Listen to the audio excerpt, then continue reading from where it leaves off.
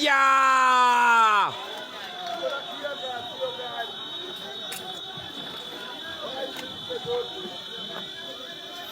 Santa!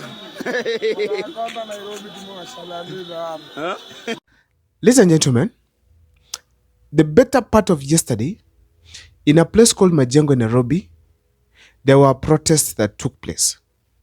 And this place, actually, the protest was a result of a youth that was killed. And the common mwananchi there, the youths, the women, were agitated by this kind of an act. It's alleged that this youth was shot by the police out of a carelessness move. During yesterday's protest in Majengo, businesses were closed, people were injured, and actually there were losses that were witnessed because even the police car was burnt, actual cars were burnt, and houses as well. Ladies and gentlemen, from this incident, I was able to borrow so many things that I'm going to share with you right here on this video. But before I do so, kindly, if this is the first time you're watching my videos, please make sure that you subscribe, like, and comment, because that is the best support you can always give this channel. Number one thing that I learned is that the relationship between the police and the common mwananchi is not good. And that is something that the government has been ignorant about ever since. Why?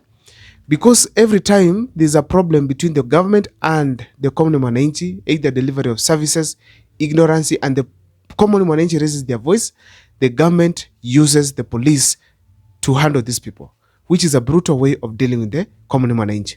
So therefore, the relationship has been worsening over years. However, in William Ruto's regime, it has not been easy. The relationship between the police and the common mwananchi has been getting worse, most than any other time. Why? Because the president has never come out to castigate bad actions by the government or by the police. Every time there's a Kenyan who has been killed, every time there's a protest, the president comes out, or the government, to praise the police officers. Yet there are Kenyans who lost their lives, Kenyans that have lost their properties as a result of the police. One of the causes also of the animosity between the police and the common mwananchi, it is simply what we call the language that is always being used. When the police officers do a mistake, the leaders in power, that is the cabinet secretaries, come on board and praise the police for their good work. Then the common mwananchi is put in a certain position to ask himself or herself, if the police are the ones praised by the government, then who is there at least to fight for the common mwananchi if the police and the government have joined hands against the common mwananchi? So as a result, you realize that the relationship between the police and the common mwananchi and even the government is getting worse. So even the anger of the government, of the police to of the common mwananchi to government, it's put on the police. Number two thing that also led to this bad relationship, I think it's because of the bribery that is always taking place. The police officers are more of used to getting bribes, and as a result, you realize the common mwananchi does not get the services they deserve as per to the constitution. We have to buy services. You know, when these kind of things happen, you realize that the common mwananchi develops a certain attitude towards the police, which is seen in such cases like that one of Majengo. I think government failure is one of the major causes. They failed completely to care. Let me take you back to 2024 when we had protests. Kithure Kindiki, by then who was the Interior Cabinet Secretary, came out to threaten the common mwananchi. Instead of encouraging the common mwananchi that their voices have been heard, at least let us do this and that. Instead, he came out to threaten them, instead of handling some of the things that the common mwananchi is experiencing that are wrong. So as a result, we realize that the common mwananchi developed this attitude like the police are not for us. They are meant for the government. And that's basically what they do. So us as common mwananchi, we fight for ourselves. Another thing that contributed to this kind of animosity, if you check critically what the people who are demonstrating there at Majengo, most of them were youths. And to be honest, youths have had very terrible experiences under President William Ruto's regime. Number one, abductions. They raise their voice against bad governance.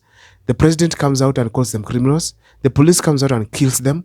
And you realize that abductions, when they occur, they get tortured, and some of them get released, and actually, while others disappear and later on found in morgues.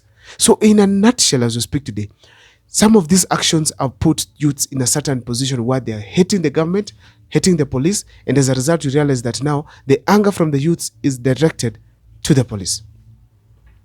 This takes me to another point and a lesson that I learned from the Majengo incident. Leaders, particularly politicians, must be very careful. The day they will find themselves in the hands of wananchi in that they have been engaged in a certain altercation, they'll face the consequences. People are really pained by what the government is doing. The carelessness in government, the flamboyant lifestyle, while Kenyans are suffering. Those youths that were demonstrating there, they lack jobs. And you see the government flaunting. Nowadays, the cabinet secretaries are always on TikTok, are always on social media, are showing how powerful they are showing how they have expensive shoes, are showing how they can be able to walk around in the streets with heavy security. Ladies and gentlemen, the other point that takes me there is the arrogance of the leaders. Our leaders have become very arrogant. In Kindiki's time, we realized that he was very arrogant to the Kenyan mwananchi, to common mwananchi. A certain time when Kindiki was being vetted for the second time in parliament, was asked, will the police engage in the shootings of the Kenyans? He said no. On TV, when he was called, be interviewed about the demonstrations, he did not admit. He even said some of these thugs snatched the police officers, the guns, and engaged in shooting. So in real sense, he did not even admit, he did not even apologize. It seemed like nothing that just happened. So the killings that occurred simply were nothing to him. That is a high level of arrogance, where the cabinet secretaries do not take responsibility for some of the wrongdoings by the police or even by the government. Such kind of arrogance makes Kenyans to be angered. And when the police or maybe the government is involved in any wrongdoing, like now that one of Majengo where Kenyan youth was killed, that is now where the people find an opportunity to react and show their anger to Kenyans. So therefore, it is a lesson. Another thing I want to talk about is about Murkomen. Murkomen, it looks very careless to what is happening to the common man. His statement was nowhere to be seen. And actually, I want to say that today probably he's going to speak. But I want to admit here today that whatever comes out of his mouth is not basically in support of Mwananchi. And that's the problem.